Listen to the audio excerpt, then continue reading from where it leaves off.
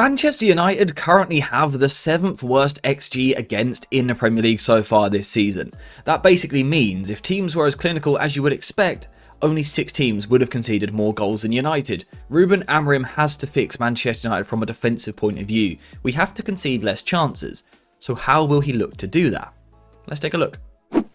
So let's start off by looking at this from a statistical point of view. If we go over to the Portuguese league so far this season, only 2 teams have completed more tackles in the attacking third. That would suggest that Sporting defend on the front foot and want to win the ball back nice and high. This is also reflected in the passes per defensive action, or PPDA. This basically means the amount of passes the opposition are able to complete before your team interrupts and stops them basically. For Sporting Lisbon this season, they have been one of the very best in Europe, with only 9 PPDA, suggesting the opposition have around 9 passes before Sporting win the ball back. So from a statistical point of view, this would suggest Ruben Amorim's side is one which looks to press high up the pitch, and I would assume he is going to do something similar with Manchester United, trying to defend on the front foot. However, the way in which he will do this will certainly vary, and he's got a few different systems which we're going to look at today. So the first system we are going to look at is the one that we already have on screen. It seems like a pretty good starting place. That is very much the 3-4-3 formation. This formation that everyone is talking about with regards to Ruben Amorim. He will sometimes use this to press high up the pitch. However, the way that it works is quite interesting. Rather than initially applying a man-to-man press, Ruben Amorim will often wait for his sides to bait the opposition to one side of the pitch, before then eventually locking on, trying to trap these teams in wider areas. In this shape, in the 3-4-3, it looks a little bit like this. One of the wingers will come inside a little bit like so, the striker will move across, and the winger will move a little bit wider. And the plan here really is trying to force the opposition one way, trying to force the opposition towards this side of the pitch. This is where we can now see that your team can lock on man to man. If the opposition winger comes deeper, the wing back can follow, and this is a really key part of this system. How much have we seen of the United wingers tracking back so far because they've got so much work to do? This will be made much simpler for them because the wing back will be there supporting them. But we've also got the central midfielders as well, and also the spare centre back who can step up and be aggressive. Now, the important thing for this system to work is the intensity of the players, because what Ruben Amorim likes his sides to do is, like I've said, trap teams one side, but that often means he's actually then going to defend with a spare player at the back like this. So if the opposition have time on the ball, they will have a free man on the other side of the pitch, which they could find, and that would cause a lot of problems. So for this system to work, the players have to be intense, and we have seen examples of this from his Sporting side so far this season. This is very much a front three. They are all curving their runs towards the ball, and the idea here is to force the opposition to play down one side of the pitch. Sporting are trying to dictate where the ball is going, and we can see that here, forcing the opposition down this side of the pitch. Now, once this has happened, Sporting want to lock on man-to-man and be aggressive. We can see the central midfielder tying up in the middle here, but a really important player is the wing-back joining the press.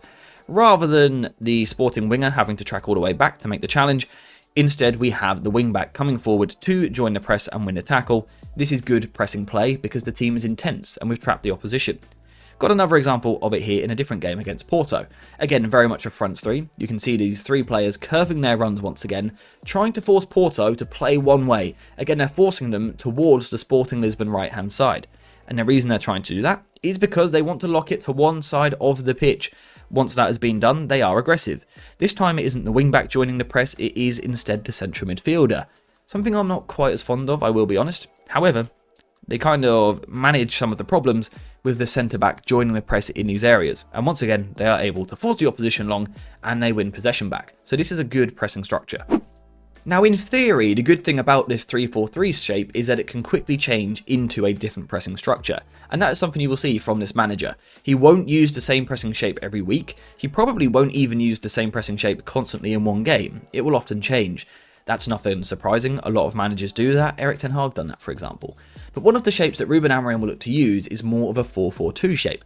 So how does this work? Well, in terms of if we're talking about Manchester United, I think it works something a little bit like this. The right wing back drops a little bit deeper into the back 4 shape, like so. The left wing back almost becomes a left-sided midfielder. The right winger becomes a right-sided midfielder, and the left winger pushes forwards into the front 2. This is very much a 4-4-2 shape on paper. Now, the aim again here initially is to keep the middle of the pitch compact and force the opposition to play one way. You see, when the goalkeeper's got the ball here, he's going to see 2 forwards pressing his 2 centre-backs, but also 2 midfielders pressing his 2 midfielders. This will restrict options in this central area, and therefore the only option for the opposition goalkeeper is to go a little bit wider, with a sort of lofted ball out here. Now, what I like about Ruben Amorim's system in this situation is that the 2 wide players start a little bit deeper. Rather than starting here and having to run backwards, they start deeper and have to run forwards to engage in the press. And in terms of, from a psychological point of view for players, I think most players prefer running forward, whether that's on the ball or off the ball. People want to move towards the other goal. So I think this is a good thing about this system. But again, the idea is, can we try and force the opposition to play one way, and then again, be aggressive over this side of the pitch? Now, one of the key themes here, though, is that the defender on the other side of the pitch has to do a good job. Again, intensity is key, because Ruben Amorim, again, will leave 3 players on the far side of the pitch. So you have to be intense in these areas, if not you're going to be found out. That will be a big test at Manchester United. But an interesting positional situation here is the far side winger coming into the pitch, defending in these areas. Perhaps Bruno Fernandes could be someone to do this. It's why I've done it this way around. But it's key, again, to trap the opposition this side, and you might force them long, or you've got to win your individual battles. And again, we can see this here in the Champions League against Lille this season, the 4-4-2 formation. And you can see here, the 2 central midfielders are actually higher than the 2 wingers. That's what we were talking about earlier. But the key basically is to stop the ball being played through the middle of the pitch. There is no easy method of progression through there. There is no bounce pass available because the 2 midfield players are too intense, they're too aggressive. The opposition don't really have an easy way out. They can't even use their goalkeeper that effectively because the middle of the pitch is so crowded. So instead, the option for the goalkeeper is to play wide. He can play to the left-hand side up there, or he can play to the right-hand side down here. But the key is the ball is being forced wide. Once that ball is forced wide, this is when Sporting then choose to go over and press in that direction towards that side of the pitch, and again lock on in this sort of man-to-man fashion. And you will also notice the wide midfielder from the other side tucking in onto a central midfielder to help out with his team. And what this is going to allow the team to do is force the opposition long. And again, the key thing here is Sporting have the spare defender at the back. We've got another example of this here as well, again in the Champions League. This one's a little bit more brief because the opposition go long, but you can see that 4-4-2 formation. You can see the 2 high centre forwards, the central midfielders with the wide players, forcing the opposition long. And again, because the team locks to one side of the pitch, you can still have the extra defender at the back, so you will rarely see defenders isolated in 1 versus 1 situations. Really, the key for this system is the intensity. If the intensity is off, because you are pressing with 1 less player, the opposition will pick you apart. That was one of the problems for Erik ten Hag. Sometimes he would press in a system where the opposition would have an extra player, and the players for United were passive, not intense enough, and the opposition would often find a free man. If that happens again, Ruben Amorim's press will struggle because this is not a man-to-man system in this shape. So that will be something to look out for.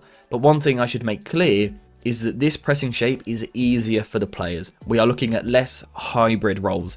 This isn't players covering 1 or 2 players each. This is very much look at one side, then once it's gone one side, then we can be man-to-man. So I think the players will find it easier, but intensity, as with any high press, will be the key for this working. Now, there is just one more pressing shape that I want to look at, but before we get into it, if you could please subscribe to the channel, that would be greatly appreciated. The support recently has been amazing. If you could subscribe, it would really, really help. But this last pressing system is an interesting one, because initially it starts off in this 4-4-2 shape that we've just seen. However, it can change if the opposition only build up with 1 central midfielder. What we can sometimes see here is one of the central midfielders for Ruben Amorim's side is going a little bit higher like this, whilst the other one plays a little bit deeper. The wingers then come inside, and it almost resembles a bit of a 4-4-2 diamond shape. Now, this shape is a little bit more hybrid than the ones that we've discussed so far. You can see these wing players almost have 2 or 3 players that they could potentially be covering. But the important thing for Amorim in terms of executing this shape is that the players don't go too early. Initially, they start off in these positions between players. Then once the opposition have been, forced one side, once Amorim's defensive dictated the direction of play, then they will react, then they will be aggressive. Now, you might think in this shape, in terms of locking off one side of the pitch, it looks a little bit risky because you would think you are outnumbered in the middle of the park. This is where we start to see Amorim sometimes connecting one of his centre-backs into this position. So it starts off as a 4-4-2 diamond like this, but then we will see an extra centre-back jumping into the midfield to help out, to make this now very much a man-to-man system. Again, it's about being aggressive on the ball side, trapping teams in this area, using the touchline as an extra defender. This is something that they will look to do. Perhaps not quite as often, we don't see this shape as regularly, but we have seen it this season in the Champions League against PSV. Again, it's obviously very nearly just a normal 4-4-2, but one of the central midfielders has jumped a little bit higher onto that opposition pivot to create this more diamond-like shape. And again, the plan is simple. For these two players, it's a hybrid role initially, but once the ball has been forced one way, their job gets easier.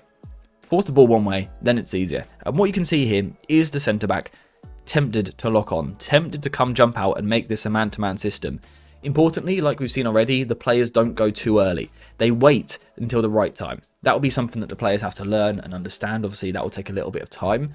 But this is a key for Ruben Amorim's system, that the timing of when you jump is absolutely pivotal. But he is willing to go man-to-man in these situations, force the opposition long, and turn the ball over in the air like this. It's really good. It's really good pressing play. Again, we've got this sort of front two shape, applying pressure to the ball. And then we are going to get these two staggered midfielders, one a little bit higher than the other. And they can do this because the centre-back is behind them up there in the top left, joining them, jumping as an extra midfielder. This looks like a midfielder, but that is actually the centre-back joining the press. And PSV sort of rotate here after a few seconds, but still we can see he is willing to jump. He is willing to do that job. The two wingers, again, are in these sort of in-between positions, waiting for the ball to move before they react. And you're almost tempting the opposition goalkeeper to have a look at those passes. Can he find that man? Possibly, but actually by the time the ball has travelled in the air, the defender can then get over. This is why the timing of movement is important, and eventually it forces the opposition long, and again I would say this is a successful high press from Sporting. Generally speaking, I think Ruben Amorim is an upgrade on Erik ten Hag in the high press. Do I think it's perfect? No, I think there will be an emphasis on player physicality. We will need to see intensity from the players, and that may not work straight away. We saw similar issues under Erik ten Hag. The intensity has to increase for this system to work, because he will often leave himself with an extra defender at the back, but that does mean you can be a little bit short up front. So intensity is key. However, something I should add is that he can be more aggressive. In certain games, he will go man-to-man. He will commit that extra player a little bit higher up the pitch. Of course, timing is the key here, and he will look to win the ball even higher. He also has other pressing systems that we haven't even discussed today. If you want to see a bit of work on one of those, check out Jack Fawcett in the description down below. I'll leave a link to a thread that he done on Twitter. It covers a different shape and also some of the negatives of the Ruben Amorim high press. For today, we've largely been focusing on the positives, but also the demands of this system. I think it will be an upgrade. I think it will be simplified for the players, but I don't think it's perfect, and I think it will take time. But those are just my opinions. I want to hear yours now. Get in the comments down below. Do you think the pressing structure will improve under Manchester United? Do you think the defensive structure, generally speaking, will improve?